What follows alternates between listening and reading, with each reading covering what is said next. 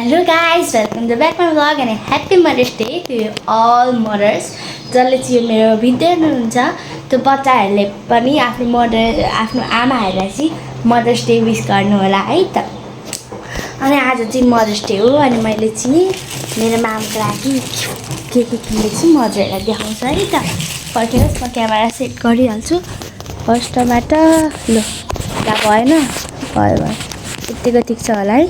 ल हेर्नुहोस् है गाइस, भनेको एउटा यो चिम्टी, एउटा यो कानको, हेर्नुहोस् कस्तो क्युट छ। अनि अझै एउटा कानको यो गिफ्ट चाहिँ र मैले मिलेर हाम्रो मामुलाई किनिदिएको हो। अनि हेर्न पनि सक्नुहुन्छ यस्तो राम्रो गिफ्ट छ है, हामीलाई चाहिँ एकदमै मनपर्ने क्या यो गिफ्ट चाहिँ। अनि यो गिफ्ट त भइ नै हाल्यो गाइस। अब यो गिफ्ट हामी मामुलाई दिउँ है त। परो लु हाम्रो गिफ्ट मामुलाई दिउँ। तर रेडी नहोस् भने दिउँ म। ल दुईजना मिलेर दिउँ नि त। मामुकै हाम्रो भेरी मम्मा हाम्रो चाहिँ मामु यहाँ आइपुग्छ गाइस। यहाँनिर अनि आज मामुहरूको दिन हो। Happy mother's day. Thank you. लाइसोले गिफ्ट हामी दुईजनाले दिएको। अब यसकै आज के लाइसो भनेको लाइसेन भर्खरको दिदी अब लाइसेन हौ केही त चिम्टी लाइस। Thank you. चिम्टी आज राम्रो रहेछ।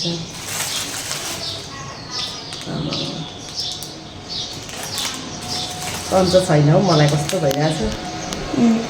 गाइस आज मदर्स डेको दिन हामीले थ्याङ्क यू। राम्रो राम्रो गिफ्ट लिएर आएछन्। र अब केही न केही लाउनुपर्छ है आज। ल लाउँछु म इयरिङ लाउँछु ल। ल वाइट कलरको केही न केही हुने रहेछ। अब म चाहिँ हाम्रो रुममा जान्छु अनि चाहिँ रुम मिलाउने काम चाहिँ म मिलाउँछु। किनभने हाम्रो रुमको हालत गाइस भट्टाभुङ्ग छ। यता लुगा छ उता लुगा छ उता लुगा छ यता यत्रो लुगा छ उता दराजमा यति लुगा छ यहाँ यत्रो भट्टाभुङ्ग छ हाम्रो रुमको हालत गाइस। क्यान सी थाहा छ हजुरलाई। यहाँबाट एउटा भिडियो लिनु पर्दाखेरि बिस्तारै गरेर फोटो लियो भने यस्तो खतरा आउँछ नि। यहाँको फोटो गरेर लियो भने खतरा आउँछ क्या। र साइडै त्यस्तो हो। यो साइडमा कसको चाहिँ नराम्रो आउँछ होला त भन्नु त फोटो। अब मामालाई पनि जाने हो आज हामी। अनि मामालाई गएपछि अरू ब्लग कम्प्लिट गर्छौँ है त गाइस।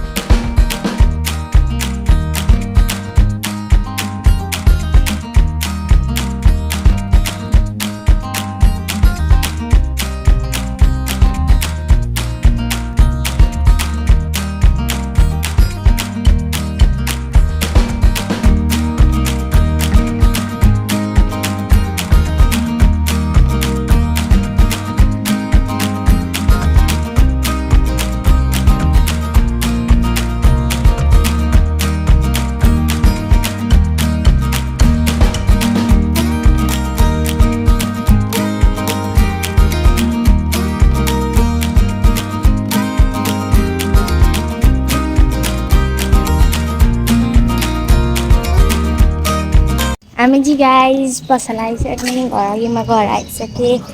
अनि आजको लागि यति नै। सबैजनालाई happy mother's day to all. मेरो यताउति सबैजना जो बस्नुहुन्छ आमाहरू बच्चाको आमाहरू सबैजनालाई ह्याप्पी मदर्स डे। अनि हजुरहरूलाई पनि ह्याप्पी मदर्स डे है। सधैँभरि पालिराख्ने र 9 महिनासम्म कोखमा राख्न दिने र आफ्नो दुःख र सुख हामीलाई सुनाउने, हाम्रो दुःख सुनिदिने, हाम्रो दुःख बुझिदिने दिन आज आमाको मुख हेर्ने दिन। माता तीर्थौँसी हो। सम्पूर्ण नमस्कार मेरो आमाहरूप्रति। आज सम्पूर्ण देशभरिका आमाहरूलाई नै म माता तीर्थवंशीको धेरै नै शुभकामना भन्छु। किनभने जसले हामीलाई हुर्काउनु भयो, बढाउनु भयो, हाम्रो नराम्रो कुराहरूलाई यो गर्नु हुँदैन है, यो तिमीले गलत गर्यौ भन्ने कुरा सम्झाउनु भयो। उहाँहरूको आज दिन हो र उहाँहरूलाई हामीले आज आफूले सकेसम्म एउटा स्याउको टुक्रो भए पनि काटेर दिएर भए पनि माता तीर्थवंशीको धेरै धेरै शुभकामना भनेर दिँदा पनि हुने हो। नत्र पनि कुनै पातलो कागजमा लेखेर पनि माता तीर्थवंशीको धेरै धेरै शुभकामना भनेर दियो भने पनि उहाँलाई एकदमै राम्रो लाग्छ।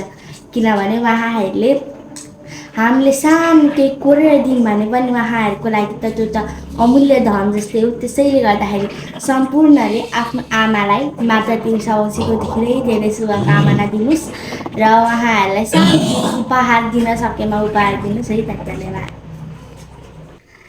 आमा कस्तो महिला हो भने उहाँहरूले हामी बच्चाहरूको आँखामा हेरेर, हाम्रो मुखमा हेरेर, हामीले बोलेको शैलीमा हेरेर हामी खुसी छौँ, दुःखी छौँ कि हामीलाई नराम्रो लागेको छ भन्ने कुरा पनि सम्पूर्ण कुराहरू बुझिदिनुहुन्छ।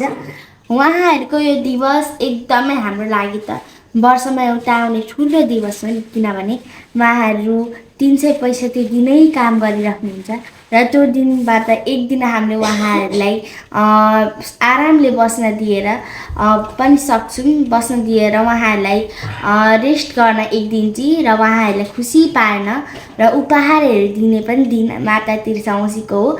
र हामीले यो कुरा गरिदिउँ भने अरू केही नगरे पनि उहाँहरूलाई हामीहरूले काम सघाइदिउँ भने पनि उहाँहरूलाई एकदमै ठुलो गिफ्ट पुगेको छ, गिफ्ट दिए जस्तै लाग्छ। त्यसैले गर्दाखेरि आमा भनेको हाम्रो लाइफको एउटा सबैभन्दा ठुलो हाम्रो सपोर्टर हो।